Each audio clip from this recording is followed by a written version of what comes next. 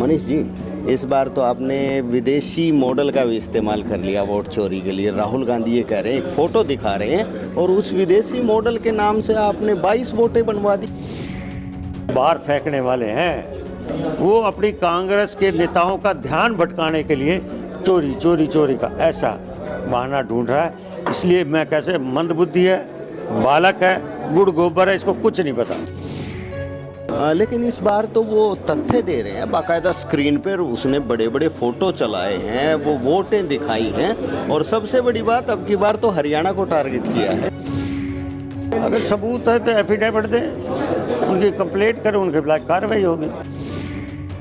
लेकिन मनीष जी, बड़ी सेटिंग की बात कर रहे हैं। वो तो ये कह रहे हैं, उन्होंने बाकायदा नायब सैनी का एक इंटरव्यू चलाया, उस इंटरव्यू में नायब सैनी कह रहे हैं कि हमारा तो पूर्ण बहुमत आएगा, सारी सेटिंग है।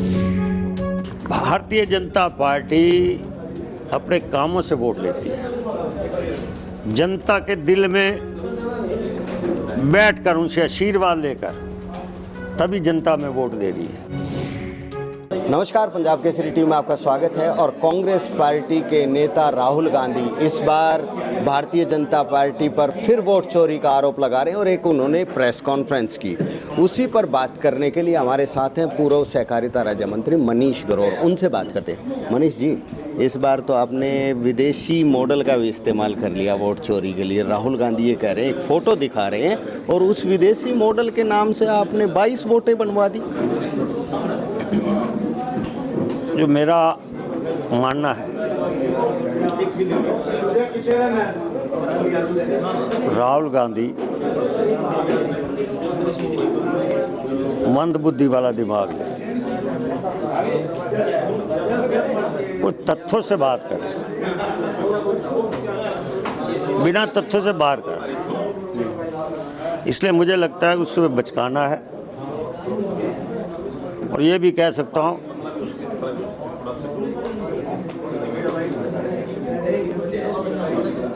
शायद दिमाग तो कहीं नज़र आता ही नहीं इसमें। वो उसको पर्ची पकड़ा देता है, विदेशों में जाता है। ये जो आप बता रहे हो विदेश वाली बात है, तो विदेशों में अभी गया था, वहाँ से कुछ ले आया कोई पढ़ के। जितना वो पढ़ाते हैं उतना बोल देता है। इसलिए उसका अपना दिमाग नहीं है, गुड़ गोबर है, कुछ समझ नहीं उसको।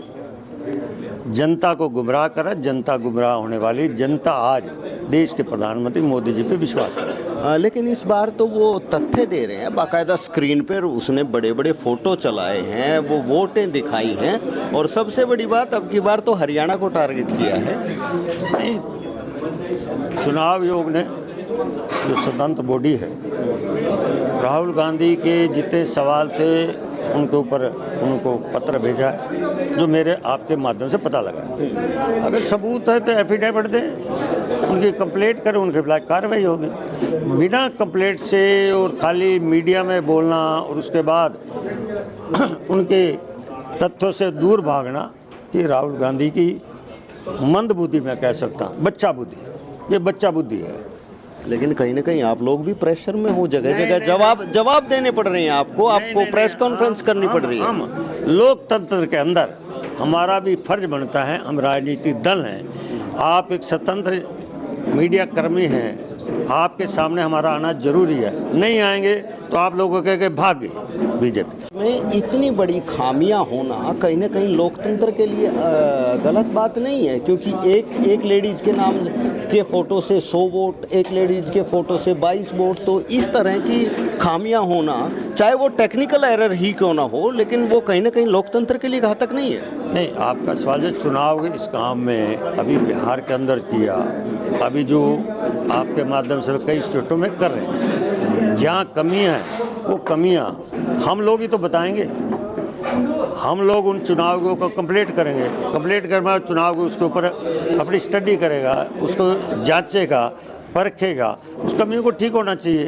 परंतु लोकतंत्र के अंदर किस्सा सीधा आरोप लगाना ये गलत है। लेकिन मनीष जी, बड़ी सेटिंग की बात कर रहे हैं। वो तो ये कह रहे हैं, उन्होंने बाकायदा नायब सैनी का एक इंटरव्यू चलाया, उस इंटरव्यू में नायब सैनी कह रहे हैं कि हमारा तो पूर्ण बहुमत आएगा, सारी सेटिंग है।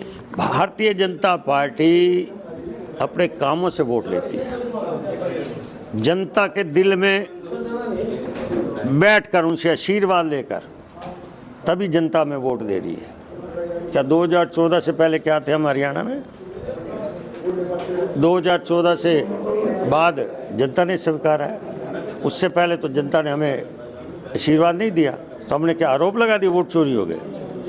जनता है, जनता भगवान है, जनता भगवान है। इसलिए आज कांग्रेस के अंदर विश्वास जनता का उठ गया है। जनता कांग्रेस को पसंद नहीं गई, झूठ फरेब वाली। मैंने कहा राहुल गांधी 2014 का चुनाव हारी तो संगठन को गाली दे दी, कांग्रेस की नेताओं की वजह से हारा। 2019 का चुनाव हारे, ईडी सीबीआई का आरोप लगा दिया। अब 2024 का लगा दिया तो वोट चोरी का लगा दिया। इसलिए लगा दिया कि कांग्रेस के नेता उसको बाहर फेंकने वाले हैं। वो अपनी कांग्रेस के नेताओं का ध्यान भटकाने के लिए चोरी चोरी चोरी का ऐसा बहाना ढूंढ रहा है।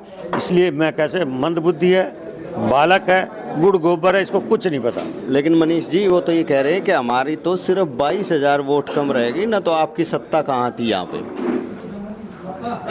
22,000 हो या एक वोट हो, ये लोकतंत्र में हार जीत है। लेकिन 25 लाख चुरा ली ना आपने, उनका आरोप। मैंने कहा अगर 25 लाख वोट एक साल बाद इन कांग्रेसी मित्रों को याद आई तो उस टाइम आपने क्यों नहीं कंप्लेंट करी आरोप को?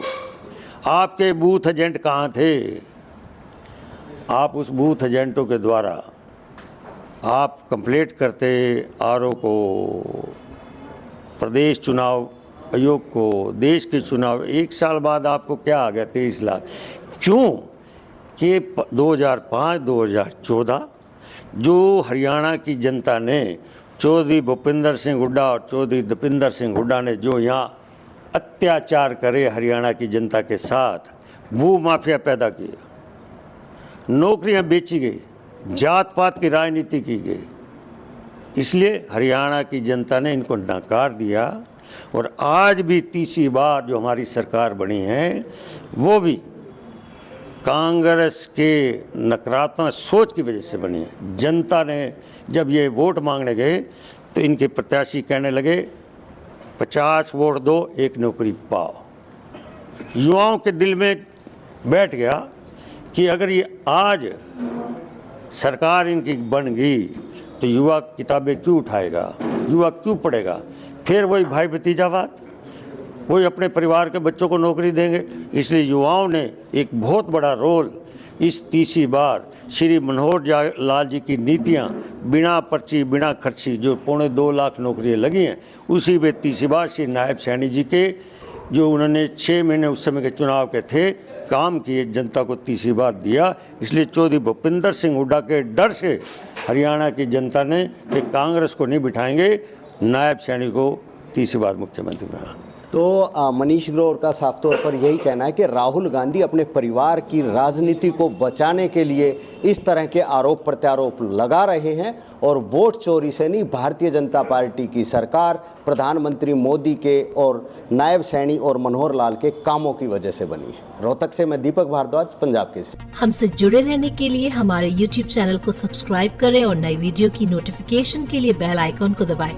अगर आप ये वीडियो Facebook पर देख रहे हैं तो लाइक जरूर करें और ज्यादा से ज्यादा शेयर करें। धन्यवाद।